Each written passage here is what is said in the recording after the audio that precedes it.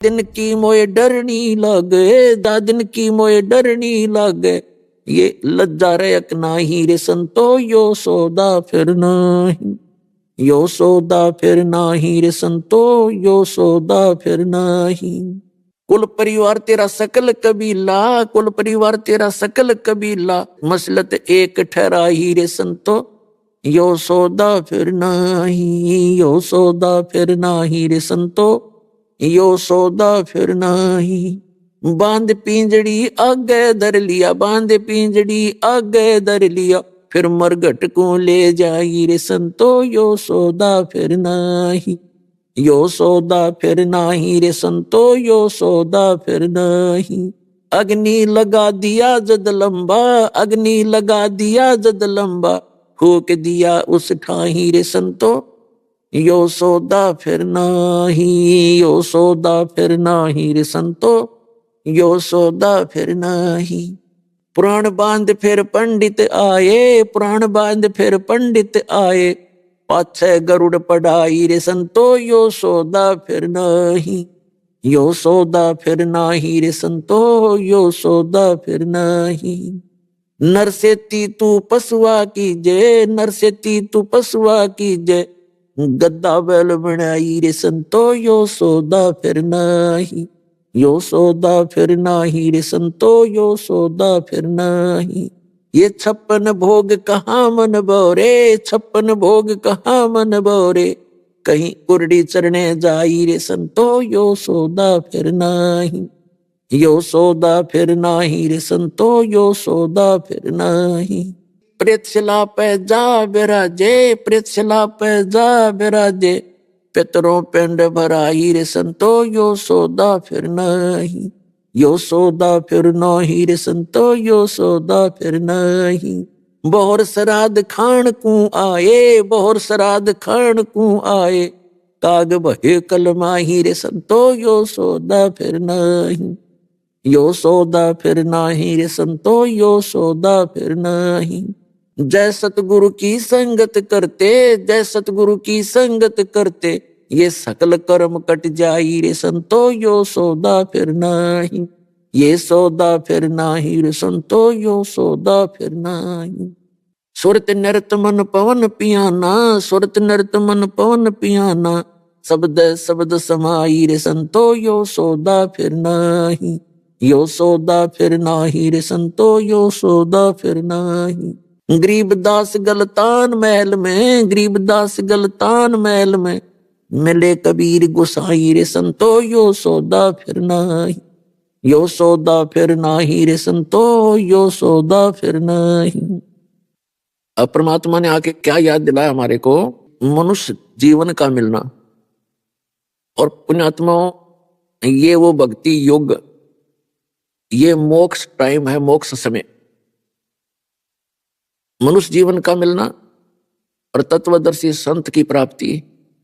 और इस समय में वो जीवन, पुण्यात्माओं आपको मालूम नहीं, आप तो बच्चे हो, ये दास इस मार्ग का मास्टर है, इस मार्ग का डॉक्टर है। डॉक्टर को पता होता है कि कितना सौभाग्य है इन बच्चों का जो इस हॉस्पिटल में आ गए।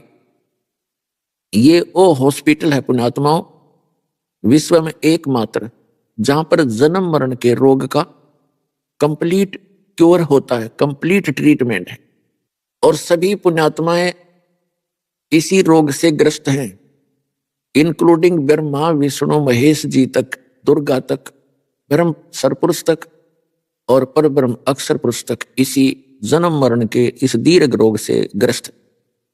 और सबसे ज्यादा दुख का कारण यही है, जब तक हमारा मोक्ष नहीं होगा तो हम सुखी नहीं हो सकते। और इस सांसारिक सुख को, जिसको हम भौतिक सुख को सुख मानते हैं, परमात्मा ने कहा झूठे सुख को सुख कहे, यू मान रहा मनमोद, ये सकल सभी नाकाल का, कुछ मुख में कुछ बोध।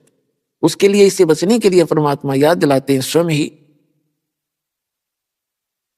और वो पुण्यात्माओं, जब तक आप इस अध्यात्म ज्ञान से परिचित नहीं होते तब तक आप ये समझ नहीं पाते कि कौन पूर्ण संत है और कौन पूर्ण परमात्मा है। पूर्ण संत और पूर्ण परमात्मा का नुमाइंदा होता है।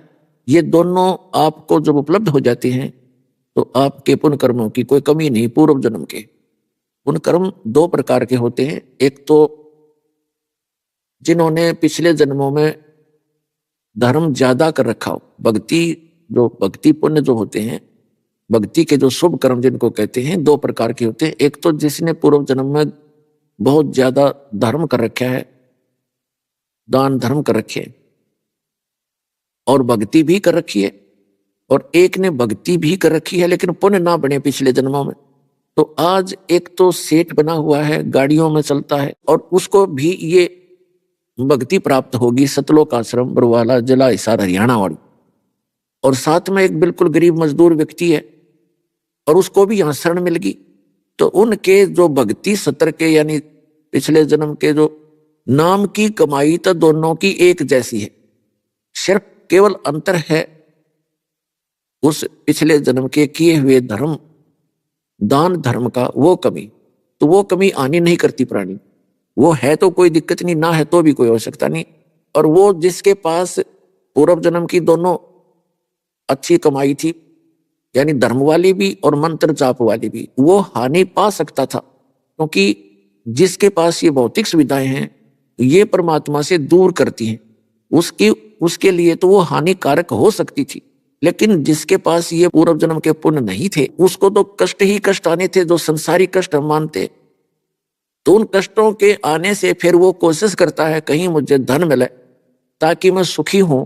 तो उस धन की प्राप्ति के लिए वो परमात्मा की ही तरफ में निकल जाता है, तो वो सतमार्ग पर शीघ्र आ जाता है, क्योंकि वो भटक रहा होता है धन के लिए। और जिसके पास सारी सुविधाएं हैं भौतिक, वो ट्राई नहीं करता, वो सिर में दर्द नहीं करता ज्यादा, ठीक है मौज मार चलिए भगवान ने फिर देख लेंगे, या उसके अंदर भी प्रेरणा परमात्मा की रहती है और फिर घर पर ही जंतर मंतर करता रहता किसी से सुन सुना के। तो उसका दुर्भाग्य हो सकता था। लेकिन दोनों का ही पुण्य है, पुण्य भागी हैं जो दोनों, गरीब भी और वो अमीर भी यहां आ गए।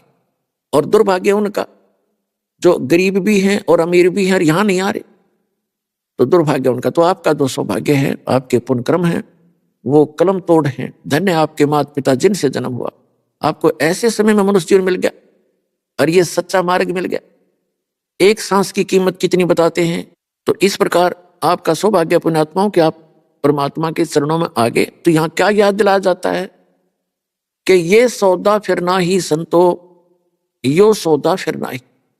सौदा मीन जैसे कोई व्यक्ति 5-10 लाख रुपए लेकर के और दूसरे शहर में जाता है, वहां किराए पर धर्मशाला में या होटल में कहीं रेस्टोरेंट में कोई कमरा बुक करा के रहता है, फिर वहां अपना बिजनेस करता है। जो पैसा वो लेकर गया है उससे कोई माल खरीदता और बेचता है, तो वो सही काम कर रहा है। और दूसरा उसका साथी इतने पैसे लेकर गया है और वहीं रेस्टोरेंट में उसने कमरा ले रखा है, तो वो बिजनेस नहीं कर रहा है, घुट्टी लगाता है उसी पैसे से, फिल्म देखता है उसी पैसे को खर्च कर रहा है, वहां बढ़िया होटल में खाना खा रहा है उसी पैसे से। तो वो तो एक दिन निर्धन हो जाएगा, जो जिस उद्देश्य के लिए गया था उसको कर नहीं रहा, और दूसरा सफल होगा। तो इसी प्रकार जब वो सौदा नहीं कर रहा है, वो अपना बिजनेस नहीं कर रहा है, तो एक दिन उन्हें निर्धन होना है। उसके पास कमरे का किराया देने का पैसा भी नहीं रहेगा, तो उसको वहां से निकाल दिया जाएगा धक्के मार के। और दूसरा उसके दुगने तिगने कर लिए, तो उसने अपना सौदा सही किया, वो साहूकार हो गया। इसी प्रकार ये मनुष्य जीवन सांस रूपी पूंजी मानो कि आपको प्राप्त है। इस सांस रूपी पूंजी को जो बकवादों में बर्बाद करते हैं, कोई सांग देखता है, कोई सिनेमा देखता है, कोई शराब पीता है, कोई राजनीति के गप्पे मारता है, या कोई निंदा चुगली करता रहता है, या पेट भरने के लिए छत्ती सटपट करके अपना जीवन व्यापन कर रहा है, तो वो अपना उस मूल धन का नाश कर रहा है, वो अपना मूल गंवा रहा है, नष्ट कर रहा है, मूल पूंजी को, मूल धन का नाश कर रहा है। और जो दुगने तिगने कर लिए, जिसने व्यापार बिजनेस करके वो सेठ बन गया, उसने सदुपयोग किया। तो यहां उसी के बारे में बताते हैं कि यो सौदा फिरना ही संतो, ये सौदा फिरना ही। ये लोहे जैसा ताप जात है काया देश राही, और दुगने तुगने करे चौगने किन्हों मूल गवाही। 3 लोक और भवन चतुर्दश सब जग सौदे आही, और दुगने तुगने किए चौगने किन्हों मूल गवाही। क्या बताते हैं कि ये लोहे जैसा ताव जात है काया देश राही। जैसे आपने देखा हो कारीगर यानी लोहार लोहे को गर्म करता है, उसका कोई औजार बनाने के लिए, उसका उपकरण बनाने के लिए या कोई अन्य वस्तु बनाने के लिए, और उसको गर्म करके फिर तुरंत बाहर निकालता है किसी चिमटी से पकड़ के, और तुरंत रख के आयरन पे और फटाफट चोट लगाता है। गर्मा गर्म पर चोट लगा दी तो वह वस्तु बन जाती है जिसके लिए वो गर्म किया गया था लोहा। और यदि ठंडा होने के बाद उसके ऊपर चाहे कितनी चोट मार लो, चाहे पूरे गणना झाड़ लो, वह वस्तु नहीं बन सकती जिसके लिए वो गर्म कराया गया था। वो तो गर्म रहते रहते चोट लगावे तो वस्तु बन जाएगी जो प्रयत्न वो कर रहा है, जिसकी इच्छा से उसने गर्म किया था। इसी प्रकार ये मनुष्य जीवन आपको प्राप्त हुआ है। जब तक आपको मानव शरीर प्राप्त है तो आपका समझ लो लोहा गर्म है, और इस गर्म लोहे पर मनुष्य जीवन के अंदर राम नाम की चोट लग गई तो आप अपना जीवन सफल कर सकते हो, जिस उद्देश्य से ये मनुष्य शरीर आपको प्राप्त हुआ। और आपकी मृत्यु के बाद फिर ये लोहा ठंडा हो जाएगा। ठंडा लोहा होने के बाद फिर कोई गधे का मुंह लगेगा, किसी का कुत्ते का लगेगा, किसी का सुअर का लगेगा, तो फिर ये वो वस्तु नहीं बनी जिसके लिए ये लोहा गर्म किया गया था। परमात्मा ने दया बख्शी थी आपके ऊपर, ये मनुष्य शरीर दिया था। तो यहाँ कहते हैं ये लोहे जैसा ताव जात है काया देश राही, और दुगने तिगने किए चौगने किन्हु मूल गवाई। अब आपको तो मिल गया चार्जर, आप कर रहे हो दुगने तिगने चौगने, और वो अपना मूल धन नाश कर रहे हैं, जीवन नाश कर रहे हैं। जो राजनीति में सारा दिन पैर बढ़ाते फिरते हैं, मगज खपाते हैं, कोई घोटी लगाता है, कोई अन्य बकवादों में लगा रहता है, केवल एक दो रोटी के लिए, एक पेट के लिए। जब तक हम भगवान की शरण में नहीं आते हैं तब तक हमने ये अपना जो निर्वाह करना ही एक पाठ दिखाई देता है। पुण्यात्माओं, जैसे हम बिजली का कनेक्शन लेते हैं, बिजली का कनेक्शन लेते हैं तो फिर हमारे कार्य जो हम मैनुअली करते थे, मैनुअली हाथ से करते थे, फिर हम पावर से करते हैं तो कितना अंतर हो जाता है। जैसे हाथ से चक्की पीसते हैं, अभी छोटी मोटी रखा हुआ किसी ने, तो 1 घंटे में मुश्किल से 2 किलो आटा पीस सकते होंगे, 3 पीस देंगे मुश्किल से। और जब पावर अपना काम करेगी यानी बिजली की चक्की लगा ली और फिर देखो 1 घंटे में मनमाने 1 क्विंटल काट दे, और हाथ लाना नहीं, बैठे बैठे देखना होता है। तो इसी प्रकार परमात्मा की शरण हम इसलिए खोजते हैं, परमात्मा की उस पावर का कनेक्शन इसलिए लेते हैं। हमारे जो दैनिक कार्य हैं, जैसे बिजली ने सुविधा दे दी, ऐसे परमात्मा की पावर से अपने आप होने लगेंगे। हम तो देखेंगे उनको फिर।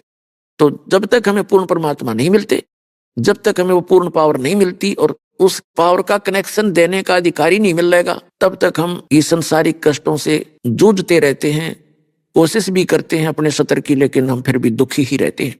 क्योंकि जो काम पावर करती है वो हम अपने हाथ से, मनुष्य सतर से नहीं कर पाते। इसलिए उस परमात्मा की शक्ति के कनेक्शन की आवश्यकता पड़ती है। और कनेक्शन मिलता है संत से, क्योंकि वो संत दोनों काम करे। एक लाइनमैन का भी, अरे वो खुद भी चलता फिरता पावर हाउस होता है उस परमपिता परमात्मा का। अब जैसे हमारा मूल जो पावर हाउस है वो भाखड़ा डैम है या कोई और थर्मल प्लांट है, उससे आगे फिर छोटे पावर हाउस होते हैं।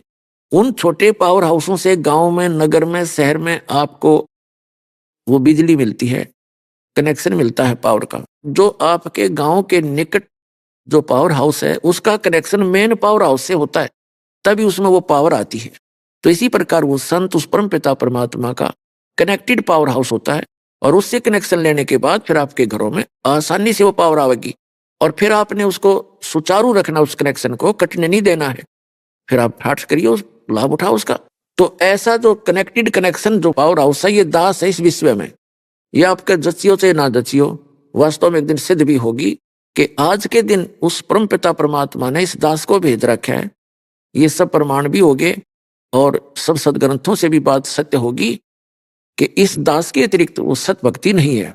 तो आप जी अब अपने इस जीवन से इस मूल धन के दुगने तिगने चौगने बना रहे हो, और जो सत भक्ति नहीं कर रहे, यानी भक्ति भी कर रहे हैं बेचारे नकली संतों के फंसे पड़े हैं, तो वो अपना पूंजी नाश कर रहे हैं, मनुष्य जीवन को वो बर्बाद कर रहे हैं। उनका दुर्भाग्य है, वो ये सोच रहे हैं हम भक्ति भी कर रहे हैं और फिर भी धोखे में। तो पुण्यात्मा, आपके पुण्यों का कोई पैमाना नहीं, जिस दिन दास आपको नाप के दिखा दे आप इतने पुण्यकर्मी प्राणी हो। और थोड़ी सी कृपा ये करना कि डगमग ना होना। कबीर साहब कहते हैं, द्वार धनी के पड़ा रहे, धक्के धनी के खावे, और 100 काल झकझोल ही पर द्वार छोड़ नहीं जावे।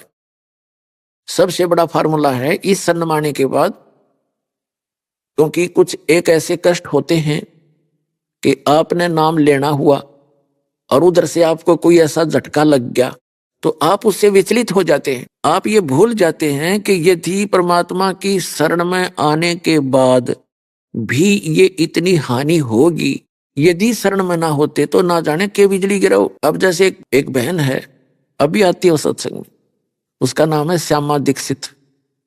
वैसे तो ऐसी घटनाएं बहुतों के साथ घटी हैं, लेकिन एक आधा कोई विशेष प्रमाण है जो हमेशा याद रहता है और वो अधिक सटीक होता है।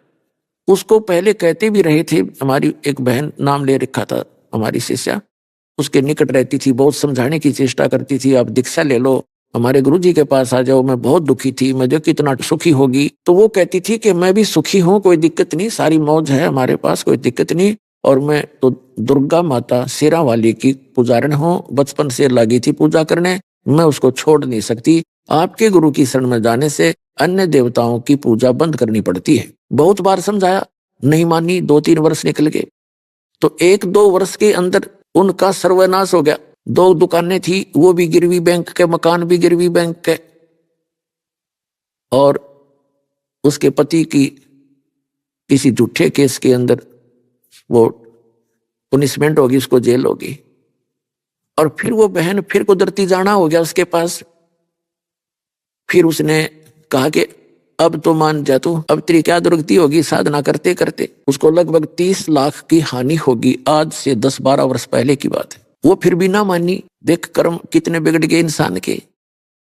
तो परमात्मा ने दया करी, उसकी दशा देखकर एक दिन कहती है सपने में वह दुर्गा दिखी, वह दुर्गा दिखाई दी उसको। उससे पहले उसने घटना बताई थी कि मैं एक दिन शाम के समय, जींद में रहते थे वो अर्बन स्टेट में, कहती शाम के समय गर्मियों का मौसम था, मैं घूमने के लिए बाहर निकली। एक किसी के मकान में, किसी की कोठी में माता का कोई जागरण हो रहा था।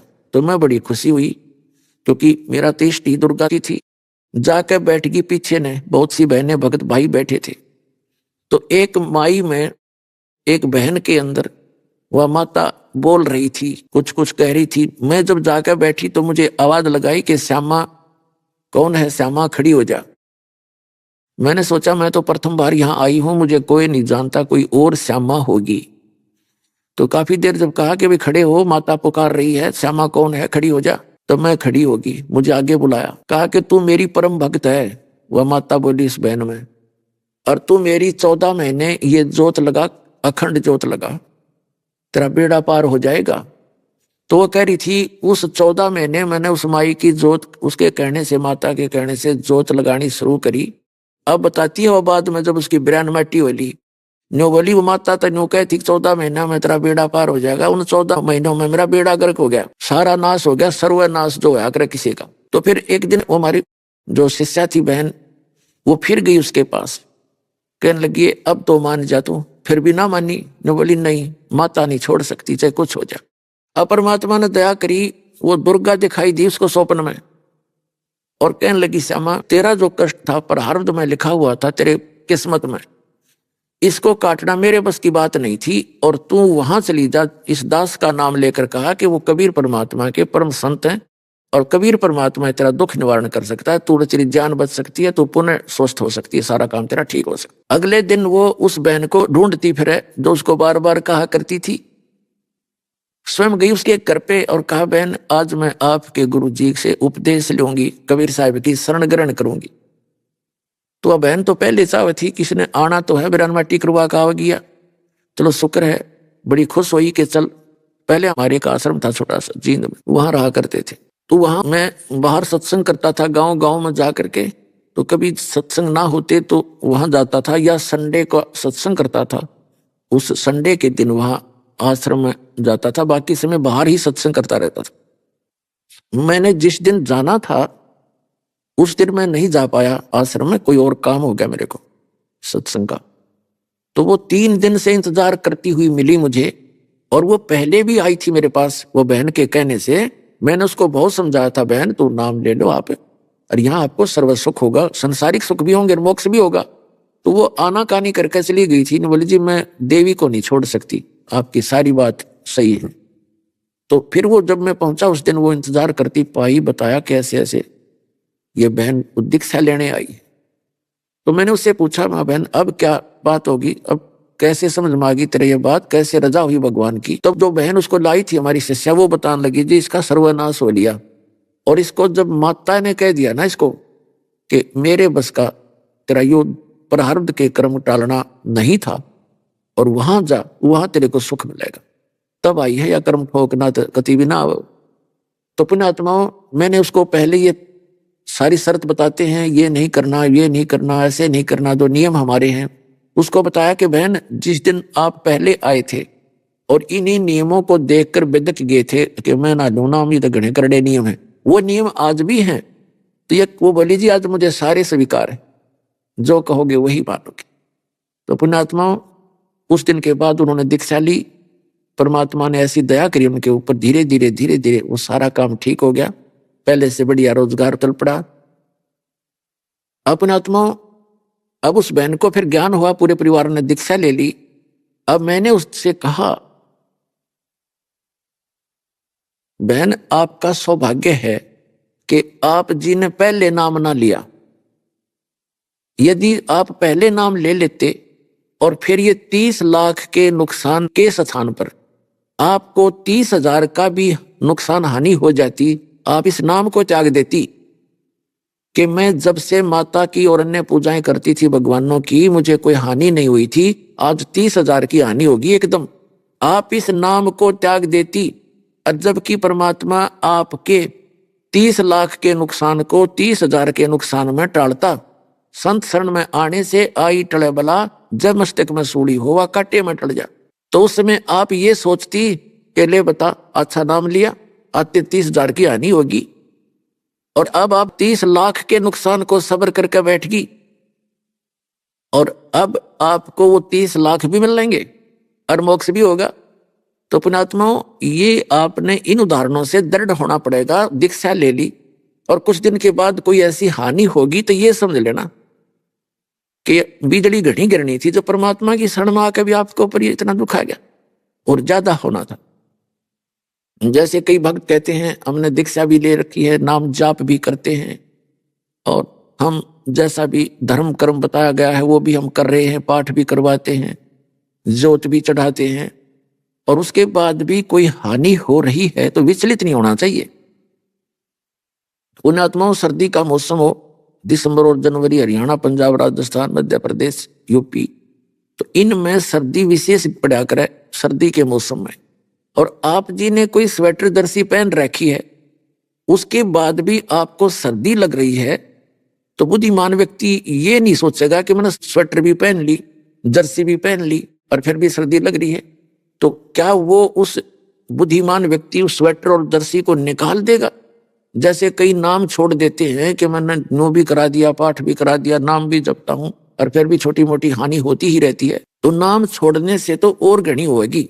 जैसे आपने जर्सी उतार दी और स्वेटर भी फेंक दी, किससे मैंने सर्दी फिर भी लग रही है, मैंने इनको पहन भी रखा है, तो बुद्धिमता नहीं, अकल नहीं फिर उस आदमी में। उसका तरीका है कि जैसी भी आपने जर्सी स्वेटर पहन रखी है, उन्होंने आपका उतना प्रोटेक्शन कर ही रखा है, उतना बचाव है, नहीं तो नमूनिया लेता अब तो पहले। उसका इलाज ये नहीं है कि जर्सी और स्वेटर निकाल के फेंक दे, उसका तरीका ये है कि कंबल और ओढ़े या कोट पहन ले, और घनी सर्दी हो तो आग बाल के सेके, ताप प्राप्त करे या रजाई ओढ़े।